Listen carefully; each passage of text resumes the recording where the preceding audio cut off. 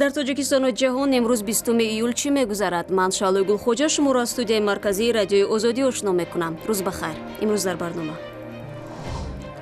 سرداری ریاست امور داخلی ولایت ختلان میگوید خویشاوندان گلمراد حلیمов میخواستند با هدف پیوستن به داعش به افغانستان فرار کنند. واردشوی و گروه‌های دولت اسلامی در دولت افغانستان بود. حاضر ادامه دارد تفتیش پیشکی پرونده. گنرال آمریکایی گفت تمرین بین المللی نظامی در فخرآباد به وضع افغانستان ربطی ندارد. و وزارت کشاورزی از بالاروی نرخ کارتوشکا که از 3 سومانی بیشتر شده است حمایت کرد. دیرخان توانست که با اقتصاد بازارگانی داخل شود. و حالا تفسیر خبرها. مسئولین ریاست امور داخلی ولایت ختلان میگویند خویشاوندان گلمراد حلیمов پلکوونیک فراری توجی که با هدف پیوستن به گروه تندروی دولت اسلامی میخواستند به افغانستان فرار کنند. اینجا خسته نقشه‌بندی کرده، طرح‌بندی کرده، همه اینا آماده کرده، نقش کرده، رفتن به اونجا برای عبور کردن. این مقصد معلوم بود که اون واردشوی به گروه‌های دولت اسلامی در دولت افغانستان بود. حاضر ادامه دارد تفتیش پیشکی پرونده. سرداری ریاست امور داخلی ولایت ختلان در نشست خبری روز 20 ایول افزود کارمند این ساختار انور حسینов که در عملیات مجروح گشت از جانب رهبریت کارهای داخلی قدردانی شده است. در پی عملیات روز 4 ایول در حدود ناحیه واسه مقامات از کشته شدن 4 شخصی نزدیک گلمراد حلیمov خبر دادند.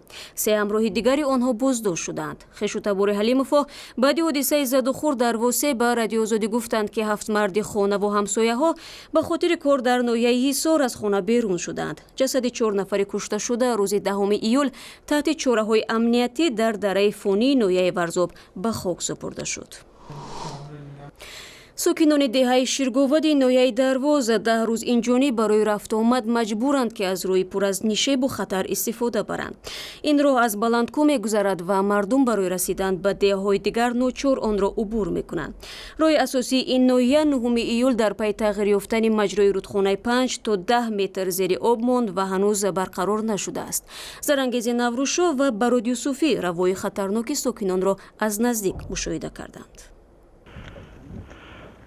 پیراهی باریک و مخوف کوهی برای ساکنان دهه شیرگاود و مردم کارافتاده در ناحیه درواز یگانه وسیله ارتباط باقی مانده است. راه ماشینگرد دوشنبه خاروغ خراب است. با غرق شدن قایق نجات بخشان با 6 سرنشین و هلاکت 3 نفر آنها با شمول یک کودک 10 ساله حرکت قایق ها نیز ممنوع شد. مردم دهه شیرگاود پیراهی کوهی با بایی را اندکی ترمیم کرده مثل 10 ساله ها پیش از طریق آن عبور و مرور میکنند. آورین کتیبه دمون راه کتیبه چیز تعمیرش کردیم و راهی را آدم گذر برقرار شد. از آدم ها از این طرف به اون طرف با واسطه همین راه رفت آمد کردن. این پیراهی کوهی که قله آن در 400 متر بلندی جایگیر است در جانب دهه شیرگاود خیلی وخیم و مشکل گذر است.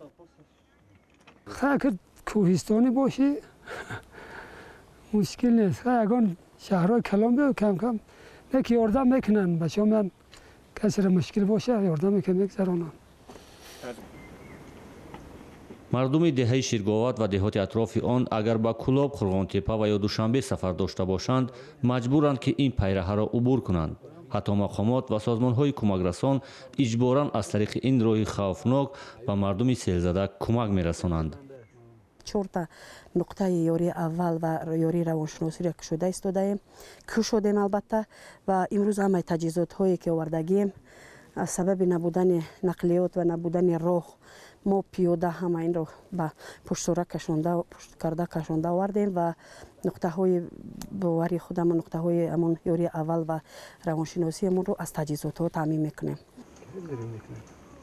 این پیراهی کوهی که امروز برای کمک مردم آفت‌زده دهه شیرگاود به کار آمده است در گذشته راه نجات و پیشبرد زندگی مردم منطقه بود. طلبه بیم میخر گاو و بز و همه میمان میرفتن امی سعودت هم زی میمان میرفتن همه خچیراش و آدما و خراش و بار خرانی با جر میشین به چه میرفتن نمیتونستن چو گرفته بیا بره نکردم نمتری میرفت ای بای گندم بای کولو با بچه جزم یا مرکاب پشت میکردن یا گود برای گندم میرفتن ای کولو گندم پشت میکردن. راهی ماشینگرد از طریق شیرگاوت در سال 1961 بنیاد شد. مردم دهه از مشکل و حوادث این پیراهه کوهی آزاد گشت. اما با گذشت 56 سال راهی که تقریباً به گوشه فراموشی رفته بود به راه نجات مردم این منطقه تبدیل شد. رو می‌آوریم به موضوعهای دیگر. پرونده جنایی ظفر پیرов ساکن نویه وسه برای به خودکشی رسانیدن همسرش به دادگاه ارسال شده است. شهباز نیازی دادستان نویه وسه روز 20 ایول در نشست خبری گفت دادگاه نویه وسه به زودی بررسی این پرونده را آغاز خواهد کرد. به گفته مقامات ظفر پیرov بازداشت نشده است و حالا به شرط بیرون نرفتن از محل زیست در آزادی به سر میبرد. رجبی خورشیدی 18 ساله بعد از 40 روز عروسی و بحث درباره پاکدامنی‌اش ماه گذشته سیرکو خورده جان داد. قضیه بکارت و فوجای رجبی در یک ماه آخر یکی از پربحث‌ترین مطالب در مطبوعات داخلی و خارجی شد. امروز در آزمایشگاه فخرآباد تاجیکستان مشق‌های نظامی نیروهای کشورهای آسیا و آمریکا آغاز یافت. رهبری این تمرین‌ها را وزارت دفاع تاجیکستان بر عهده دارد. آزمایش نیروها در زمان برگزار می‌شود که گروهی به نام دولت اسلامی در سوریه و عراق شکست خورده بنا به خبرها گویا بعضی از جنگجویان به افغانستان راه یافتند. ولی مسئولین همکاری‌های منطقوی نیروهای آمریکا روز 19 ایول در نشست خبری گفتند که این مشق‌ها به وضع افغانستان ربط ندارند. فرزان محمدی موضوع را ادامه می‌دهد. 20 ایول در آزمایشگاه فخرآباد 25 کیلومتر دورتر از شهر دوشنبه مشق‌های مشترک با شرکت 200 تن از نیروهای امنیتی قرقیزستان، مغولستان، پاکستان، تاجیکستان و ایالات متحده آمریکا برگزار می‌شود. گنرال گای زیراو مدیر مسئول همکاری‌های منطقوی نیروهای ایالات متحده آمریکا روز 19 ایول در پایان مشق‌های فرماندهی ستادی در شهر دوشنبه به خبرنگاران گفت که این عملیات‌ها برای نگهداری ثباتند.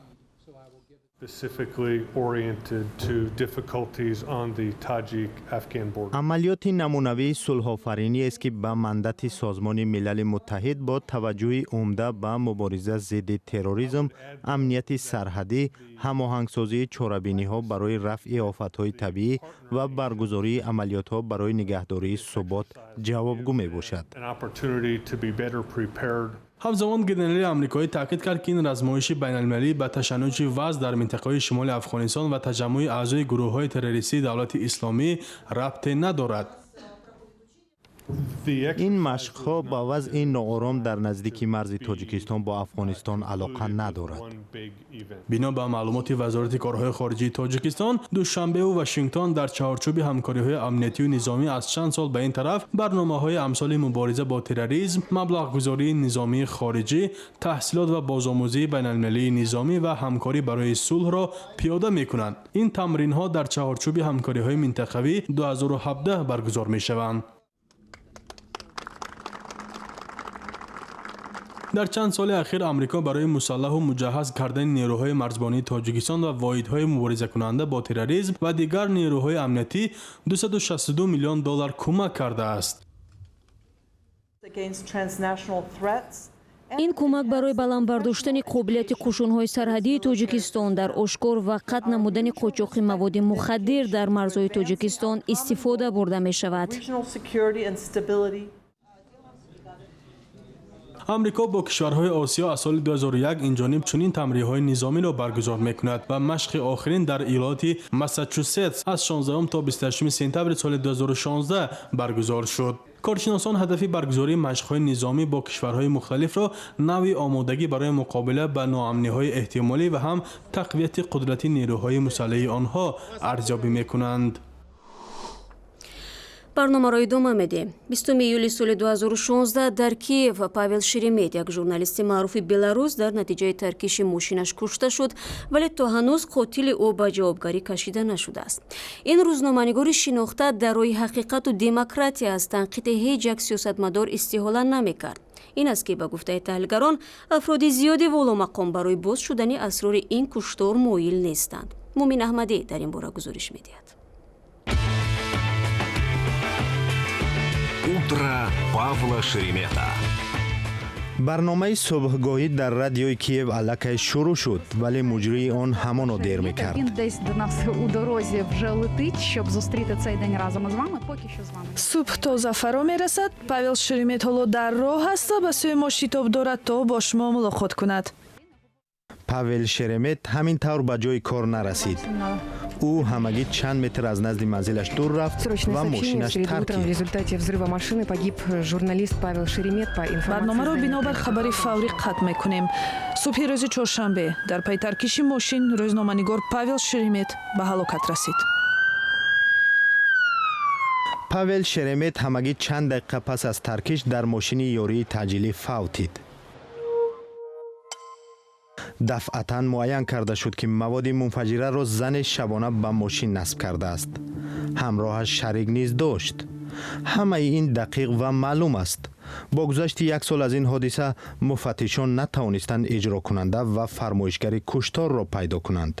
Шеремет дар 3 кишвар фаъолият карда мақомоти ҳар яке аз онҳоро танқид менамуд.